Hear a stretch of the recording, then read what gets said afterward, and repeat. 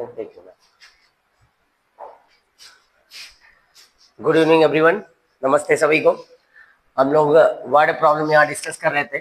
Exercise NCERT की exercise discuss कर रहे थे 3.3, जिसमें से उसके पहले पार्ट को और जो वर्ड प्रॉब्लम था सेकेंड पार्ट में पहला क्वेश्चन जो फ्रैक्शन वाला था उसे हम लोग डिस्कस कर चुके थे। फ्रैक्शन की टाइप के क्वेश्चन आपके बोर्ड एग्जाम में आते हैं, तो उस टाइप के क्वेश्चन और जो होंगे और भी एक्स्ट्रा क्वेश्चन आगे क्लास में कराएंगे आफ्टर एनसीईआरटी, वहां पे हम लोग उस टाइप के क्वेश्चन को क्या करेंगे, रखेंगे। चलिए अभी क्वेश्चन नंबर सेकंड है। सेकंड का तो पहले क्वेश्चन को रीड करते हैं, उसकी मीनिंग समझते हैं, उसके बाद हम लोग क्या करते हैं, सोल्यूशन करते हैं। तो हमारा जो क्वेश्चन है यहाँ पे वो क्वेश्चन है कि 5 ईयर एगो, तो यहाँ पहला कंडीशन यही बात किया, 5 साल पहले की बात उसने किया है कि 5 ईयर एगो। एक कंडीशन लिखा हुआ है 5 ईयर एगो, 5 साल पहले की बात कर रहा है इस कंडीशन में। और उसके बाद जो लिखा है Noori was thrice as older as Sonu. एक नूरी लड़की है जो 3 गुनी है एक लड़का है सोनू से। तो पहले यहाँ पे लेट करेंगे, नूरी की एज को x मान लेते हैं, x ईयर, और सोनू को एज को मान लेते हैं y ईयर। ओके, ये हमारा हो गया। लेट कर लेंगे, एज हो गया। बात किया है कंडीशन में 5 ईयर एगो, 5 साल पहले की बात किया है। तो 5 साल जब पहले की बात करेंगे, ठीक है, 5 साल पहले की बात करेंगे, तो 5 साल अगर पहले की बात करते हैं तो नूरी की जो एज होगी पहले जब जाएंगे तो x माइनस 5 ईयर की हो जाएगी नूरी, और सोनू की एज की बात करेंगे तो y माइनस 5 ईयर हो जाएंगे सोनू। तो यहाँ पे ये हो गया हमारा जो कंडीशन है, नूरी की एज को माना गया था स्टार्टिंग में x, और सोनू 5 साल पहले की बात कर रहा है तो 5 नूरी की एज में से घटा देंगे और 5 सोनू की एज में से घटा देंगे।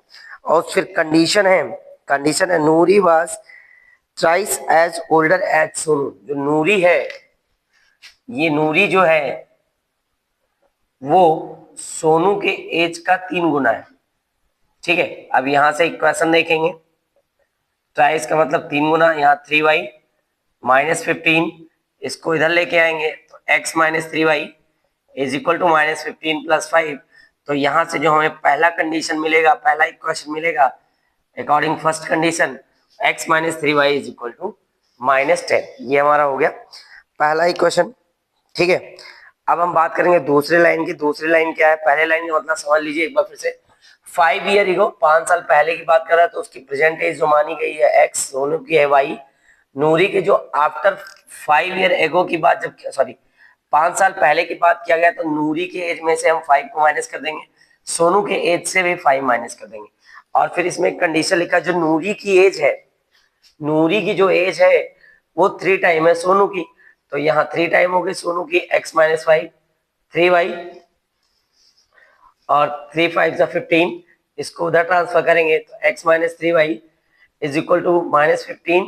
ये 5 जब इधर आएगा तो उधर निगेटिव इधर पॉजिटिव हो जाएगा, x minus 3y is equal to 10। Equation number हो गया हमारा ये फर्स्ट। अब दूसरे कंडीशन की बात करेंगे, लिखा है 10 ईयर लेटर। कंडीशन कह रहा है 10 ईयर लेटर, 10 ईयर लेटर मतलब 10 साल बाद की बात कर रहा है।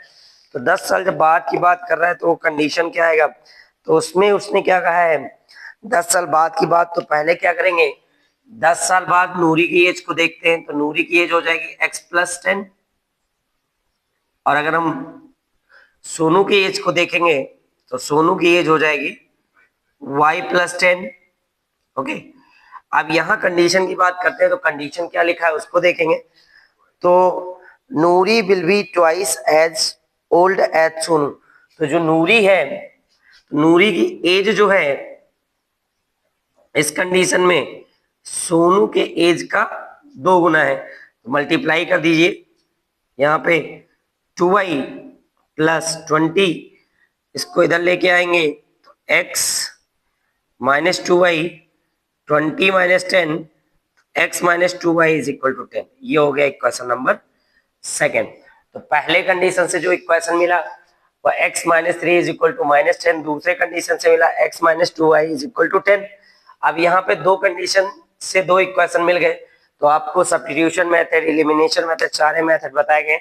जिस मेथड से आप क्वेश्चन को सॉल्व करना चाहते हो, बाय ग्राफिकल, एलिमिनेशन, सब्स्टिट्यूशन, चाहे जिस मेथड से सॉल्व कर सकते हैं। अगर हम ध्यान दें तो इक्वेशन नंबर फर्स्ट और इक्वेशन नंबर सेकंड को हम एलिमिनेशन मेथड से अगर क्या करते हैं, इक्वेशन फर्स्ट में से इक्वेशन सेकंड को घटा देते हैं। तो इक्वेशन फर्स्ट है x minus 3y is equal to minus 10 और ये है x minus 2y is equal to 10। तो अगर हमें सब्ट्रैक्ट करना है तो आपको पता होना चाहिए, जब सब्ट्रैक्ट करते हैं तो साइन चेंज हो जाते हैं, ये माइनस हो जाएगा, ये प्लस हो जाएगा, ये माइनस हो जाएगा और ये x कैंसिल हो जाएगा। और यहाँ पे लिखा है 3y माइनस में और ये पॉजिटिव में है तो बचेगा माइनस y और ये हो जाएगा माइनस 20। तो value of y is equal to 20। यानी हमने यहाँ पे सोनू की एज मानी थी y, यानी कि जो सोनू का प्रेजेंट एज है वो 20 साल का है। कितने साल का है? 20 साल का है। तो हमें नूरी का निकालना है, तो इक्वेशन नंबर फर्स्ट में रख दे रहे हैं x minus 3y is equal to minus 10। Value of y हमारे पास जो आया है, वैल्यू ऑफ y है 20 इज इक्वल टू माइनस 10। तो वैल्यू ऑफ x निकालेंगे तो ये 60 बराबर माइनस 10 और उसके बाद इसको उधर ट्रांसफर करेंगे तो x बराबर माइनस 10 प्लस 60, x बराबर 50। तो ये हो जाएगा नूरी की एज। आंसर आ रहा है? ठीक, तो ये हमारा आंसर है। जो हमारा एज आएगा वो सोनू की एज है हमारी 20 साल और जो नूरी की एज है वो हमारी कितना, 50 साल। अगर आपको चेक करना है आफ्टर 5 ईयर ये कंडीशन जो दिया था, सॉरी 5 ईयर एगो ये कंडीशन दिया था, क्या सेटिस्फाई करता है या नहीं। तो एक्स वाई की वैल्यू को हम यहाँ इस कंडीशन में रख के देखेंगे ये सेटिस्फाई कर रहा है कि नहीं। वैल्यू ऑफ एक्स हमारा है 50, 50 में से 5 जाएगा तो बचेगा 45 और यहाँ लिखा है 3 और ये है 20, तो 20 में से 5 जाएगा तो 20 में से 5 जाएगा तो बचेगा 15, 15 का गुणा अगर 3 से करेंगे तो ये भी आ जाएगा 45। यानी जो हमने आंसर निकाला है वो पूरी तरीके से क्या है, सही है। क्लियर? यहाँ पे रख देंगे या इक्वेशन में रख के चेक कर सकते हो, ये कंडीशन जो था यहाँ भी रख के चेक कर सकते हैं, यहाँ भी तो ये हो गया क्वेश्चन नंबर सेकंड का कंप्लीट एक्सप्लेनेशन।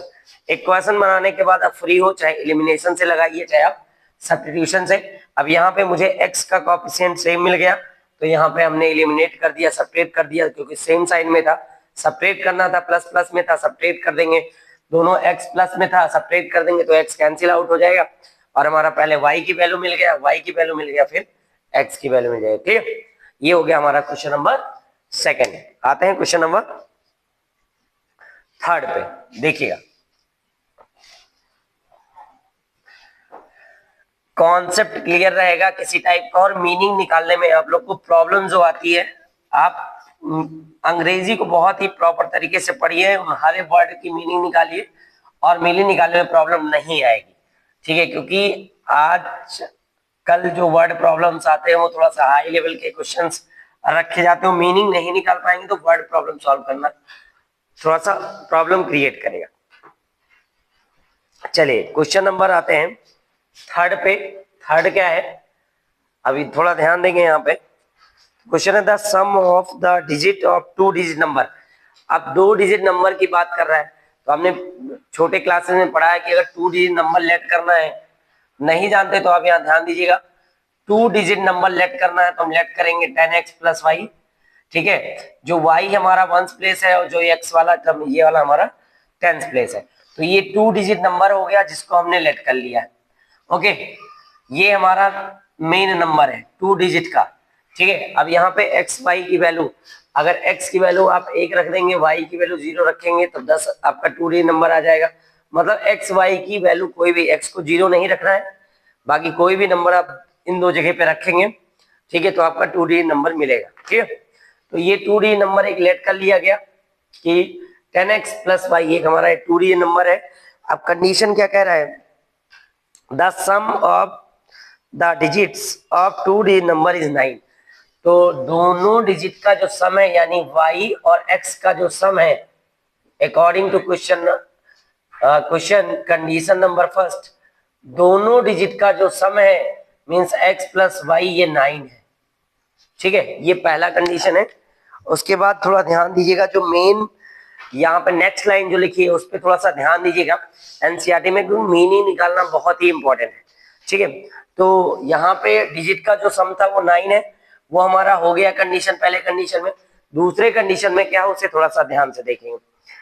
दूसरे कंडीशन में 9 times this number, 9 times this number मतलब इस नंबर का 9 गुना, 9 टाइम दिस नंबर, तो इस नंबर का जो 9 टाइम्स है, इस नंबर का जो 9 टाइम्स है वो क्या है थोड़ा सा देखेंगे, आगे क्वेश्चन पढ़ेंगे। कह रहा है 9 टाइम दिस नंबर, ये जो नंबर है इसका 9 गुना। ठीक है, twice the number of 10, twice the number of 10 obtained by reversing the order of the its digit, मतलब उसका 2 गुना है जब इसके डिजिट को इंटरचेंज कर दे रहे हैं। Means 10y plus x, number था 10x plus Y, 10x plus Y का जो 9 टाइम्स है, 10x प्लस वाई का जो 9 टाइम्स है वो इक्वल है 2 times interchange of its digit, मतलब इसके डिजिट को इंटरचेंज कर देते हैं तो उसका 2 गुना है। ठीक, अब थोड़ा ध्यान दीजिएगा यहाँ पे 90x plus 9y, 20y plus 2x, तो x को एक साइड में कर लीजिए, y को एक साइड में कर लीजिए, तो 90x minus 2x, 20y minus 9y, 88x 11y, y की वैल्यू निकालना है तो y is equal to 88x upon 11, तो y इज इक्वल टू कितना हो जाएगा 8x, तो वैल्यू ऑफ y आ गया 8x, क्या आ गया 8x, तो वैल्यू ऑफ y हमारा आ गया 8x। तो अब ये आ गया तो आपके पास इक्वेशन नंबर फर्स्ट है, तो जहां पे y है यहां पे आप पुट कर दीजिए 8x, x plus Y is equal to 9 है, y के जगह पुट करेंगे 8x इज इक्वल टू 9, तो 9x इज इक्वल टू 9, तो 9 से 9 कैंसिल यानी value of x is 1। Okay, अब वैल्यू ऑफ x इज 1 तो y is equal to 8x, तो value of y is 8 into 1, तो value of y is 8, x की वैल्यू आ गई 1 और y की वैल्यू हमारी हो गई है 8। तो आपसे यहाँ पे पूछा गया है फाइंड द नंबर, वो नंबर क्या है, तो नंबर के बारे में जब पूछा गया है तो नंबर हमारे पास यहाँ पे लिखा हुआ है, तो x की वैल्यू 1 आई है, y की वैल्यू 8 आई है, यहाँ रखेंगे 10 प्लस 8 इज इक्वल टू 18, मतलब वो नंबर है 18 जिसके डिजिट का सम है 9, तो 1 प्लस 8 इज इक्वल टू 9, पहले कंडीशन को भी फॉलो कर रहा है। दूसरे कंडीशन को नंबर का 9 टाइम, तो 18 9 जा 162, 18 9 जा 162 इंटू 2 इंटू इंटरचेंज कर दीजिए, 18 का जो इंटरचेंज होगा डिजिट तो 81 हो जाएगा 162, यानी जो कंडीशन लिखा हुआ था वो दोनों सेटिस्फाई कर रहा है। डिजिट का सम 9, 1 प्लस 8 9 आ रहा है, दोनों नंबर का डिजिट का सम, और इस नंबर का 9 टाइम 18 9 जा 162, इसको इंटरचेंज करेंगे तो 81 आएगा और 81 2 जा 162, यानी जो हमारा आंसर आया है वो सेटिस्फाई है according to this condition. Clear, तो ये हमारा एक्सप्लेनेशन हो गया क्वेश्चन नंबर 3 का। ओके, अब आते हैं क्वेश्चन नंबर 4 पे, तो प्लीज करो थोड़ा सा। चलिए अब आते हैं हम लोग क्वेश्चन नंबर 4 पे। ठीक है, क्वेश्चन नंबर 4 क्या है उसे ध्यान दीजिएगा।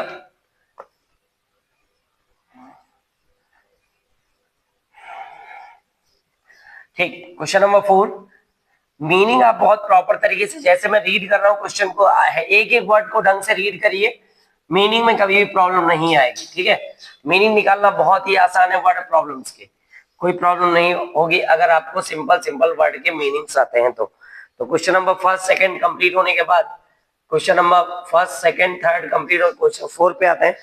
तो क्वेश्चन नंबर 4 क्या है, ध्यान दीजिए आप। Meena went to bank. Meena एक लड़की है जो बैंक जाती है। विड्रॉ 2000, मतलब एक लड़की है मीना जो बैंक गई है, तो उसने जो रुपीस निकाला है वहां से, टोटल रुपीस जो हमारे पास है वो 2000 है जो उसने विड्रॉ किया। ठीक है, मतलब 2000 रुपए उसने बैंक से विड्रॉ किया है, 2000 रुपए बैंक से उसने निकाले हैं। उसके बाद सी आस्क्ड द कैशियर, उसने कैशियर से कुछ कहा है, to give her 50 rupees and 100 rupees note only, यानी ये 2000 रुपए उसने निकाले हैं वहां से, तो कैशियर से उसने कहा कि 50 रुपए के नोट चाहिए और 100 रुपए के नोट चाहिए, मतलब 50 रुपए का नोट उसको चाहिए और 100 रुपए का नोट उसे चाहिए।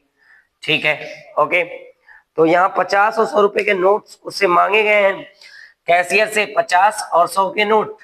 तो मीना गॉट 25 नोट्स, मतलब उसने 150 रुपए के नोट जो मांगे, तो उसे टोटल जो नोट मिला है वो 25 नोट मिला है। कितने नोट मिले हैं? 25 नोट मिला है। तो 25 नोट मिले हैं उसे, तो find the how many notes of 50 rupees and 100 rupees. यानी बहुत सिंपल सा क्वेश्चन है, ध्यान दीजिए आप। टोटल रुपीज उसने विड्रॉ किए 2000 और उसने कैशियर से जो मांगे, कैशियर से उसने मांगे 50 रुपए का नोट और 100 रुपए का नोट। तो 50 रुपए का नोट और 100 रुपए का नोट मांगे और उसे जब कैश मिला है तो उसके पास जो टोटल नोट है, नोटों की संख्या वो है 25। कितने हैं? 25।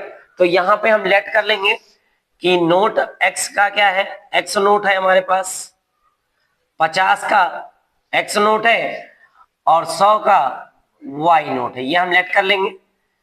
50 का 100 और 100 का वाई नोट हमारे पास है, तो टोटल नोटों की संख्या हमारे पास है 25। यानी कंडीशन नंबर फर्स्ट की अगर हम बात करेंगे तो x प्लस वाई बराबर 25, यानी हमारे पास ये 25 नोट है। ठीक है, अब उस टोटल रुपीज उसका कितना है? 2000। तो आपको पता है कि अगर हम 50 नोट का 50 रुपए के नोट का x से गुणा करेंगे तो उसका टोटल रुपए आ जाएगा, और y का 100 से गुणा करेंगे तो उसका टोटल रुपए आ जाए, और इन दोनों को ऐड करेंगे तो आएगा 2000 के बराबर। क्योंकि भाई सारे नोट को मिला के उसका कितना 1000 रुपए है, क्योंकि उससे 2000 निकाला था। तो 50 का जो नोट 50 इंटू एक्स नोट और 100 इंटू वाई बराबर 2000 रुपए। तो अगर ध्यान दीजिएगा तो यहाँ से 50 कॉमन है इस साइड में, तो 50 कॉमन हो जाएगा, तो बचेगा x plus 2y is equal to 2000। 50 को उधर ट्रांसफर करेंगे तो x प्लस 2y, तो इधर मल्टीप्लाई में है तो उधर डिवाइड में चला जाएगा और ये 40 हो जाएगा, यानी x plus 2y is equal to 40 रुपए। सॉरी, हाँ 40 हो गया। ठीक है, कैंसिल आउट हो गया, x plus 2y is equal to 40, तो 40 आ गया। अब equation number first, equation number second, ये कंडीशन सेकंड से हमारा आ गया। पहला कंडीशन नोटों की संख्या है 25, दूसरे में सभी को मिलाएंगे 50 रुपए का नोट इंटू एक्स प्लस 100 रुपए का नोट इंटू वाई, तो 2000 होगा। 50 कॉमन है, x plus 2y is equal to 2000, x plus 2y is equal to 2000 बटे 50, जीरो से जीरो कैंसिल हुआ और 5 से 2000 तो 40, x plus 2y is equal to 40 रुपए। इक्वेशन नंबर क्या हो गया? सेकंड। ये इक्वेशन नंबर फर्स्ट में से सेकंड इक्वेशन को घटाएंगे तो इक्वेशन नंबर फर्स्ट हमारा है x plus Y is equal to 25 और x plus 2y is equal to 40। ठीक है, तो साइन चेंज करेंगे, माइनस, यहाँ भी माइनस, यहाँ भी माइनस, ये कैंसिल हो जाएगा, ये माइनस वाई आएगा और यहाँ पे आ जाएगा माइनस 15, तो 40 में से 25 जाएगा माइनस 15, तो value of y is equal to हमारा आ जाएगा 15। अब value of y is equal to 15 आ गया, यानी जो 100 रुपए के नोट है वो है 15 नोट। कितने नोट है? 15 नोट। अब वैल्यू ऑफ x निकालना है तो इक्वेशन नंबर फर्स्ट में रख दे रहे हैं, तो इक्वेशन नंबर फर्स्ट हमारा ये है, वैल्यू ऑफ y यहाँ पे रखेंगे तो हमारा जो वैल्यू आएगा 25 माइनस 15, तो value of x is equal to 10। यानी जो 50 रुपए का नोट है वो हमारे 10 नोट है, 100 रुपए के नोट हमारे 15 नोट है। तो अगर 15 नोट है तो ये 1500 हो गया, और अगर ये 100 नोट है तो ये हो गया हमारा 500। तो दोनों को मिलाएंगे तो हमारे पास हो जाएगा कितने रुपए, 2000 रुपए। यानी जो हमारा आंसर है वो क्या है, करेक्ट है। क्लियर, ये हो गया हमारा y बराबर 15 यानी 100 रुपए के 15 नोट हो गए, और x बराबर 10 यानी 50 रुपए के 10 नोट हो गए। क्लियर, तो ये हमारा हो गया क्वेश्चन नंबर 4। अब आते हैं क्वेश्चन नंबर 5 पे। ठीक है, एनसीईआरटी एक्सरसाइज 3.3 का लास्ट क्वेश्चन है, से ध्यान से देखिएगा। ओके, मीनिंग इजीली से निकालिए, इजी तरीके से हर एक वर्ड को ध्यान से पढ़िए वर्ड प्रॉब्लम को सॉल्व करते समय, और कोई भी वर्ड प्रॉब्लम आपको मिस्टेक नहीं होगा। क्लियर, अब चलिए थोड़ा ध्यान दीजिएगा यहाँ पे क्या है, आगे बात करते हैं। जो क्वेश्चन नंबर हमारा 5 है, एनसीईआरटी का लास्ट एक्सरसाइज का लास्ट क्वेश्चन। ठीक है, क्वेश्चन क्या है, इससे पहले प्रीवियस एक्सरसाइज में आपने वहां पे एक टैक्सी चार्ज वाला क्वेश्चन लगाया था, उसी तरीके से यहाँ भी क्वेश्चन है, उस क्वेश्चन को हम लोग ध्यान से देखेंगे। ठीक है, क्या है क्वेश्चन, एक lending library has a fix charge for first 3 days. एक लाइब्रेरी है जो पहले 3 दिन के लिए फिक्स चार्ज रखता है। ठीक है, and an additional charge for each by there after. मतलब अगर 3 दिन से ज्यादा कोई बुक अपने पास रखते हो तो उसका वो एडिशनल चार्ज लेता है। तो यहां पे हम पहले बात करेंगे जो फिक्स चार्ज है, फर्स्ट फिक्स चार्ज जो हमारा है जो पहले 3 दिन का है, तो पहले 3 दिन के फिक्स चार्ज को क्या मान लेते हैं, एक्स मान लेते हैं। तो एक्स्ट्रा चार्ज एडिशनल चार्ज जो हमारा है उसकी अगर बात करेंगे तो उसको हम क्या मान लेते हैं, वाई मान लेते हैं। फिक्स चार्ज को एक्स, पहले 3 दिन का जो चार्ज है उसे एक्स रुपीज मान लिया है, एक्स्ट्रा चार्ज एडिशनल चार्ज को क्या मान लिया, वाई रुपीज मान लिया। ठीक है, ध्यान दीजिएगा, for each day there after.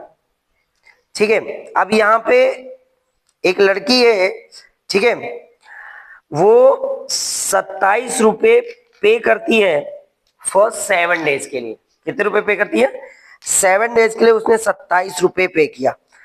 तो आपको पता है 7 डेज की बात हो रही है, तो 3 दिन तो फिक्स है कि उसको x रुपए देना है, उसके रिमेनिंग डेट बचे 4 जिसको उसे एक्स्ट्रा पे करना पड़ेगा 4 दिन का पहले कंडीशन में। ठीक है, तो 3 दिन का जो चार्ज हुआ कंडीशन नंबर फर्स्ट में ध्यान दीजिएगा वो तो x है, लेकिन 4 दिन का वो एक्स्ट्रा चार्ज देगी तो 4y हो जाएगा, और टोटल उसने पे किए कितने रुपए, 27 रुपए। कंडीशन नंबर फर्स्ट में ध्यान दीजिएगा, 7 दिन टोटल उसने रखा, 7 दिन में 3 दिन तो उसका फिक्स चार्ज है कि वो 100 रुपए, लेकिन रिमेनिंग डेट पे वो एक्स्ट्रा चार्ज पे करेगी। तो 4, क्योंकि 4 दिन बचे, 7 इधर 3 हो गया तो ये 4 बचा, तो 4 इंटू वाई बराबर 27। ये हो गया कंडीशन नंबर फर्स्ट।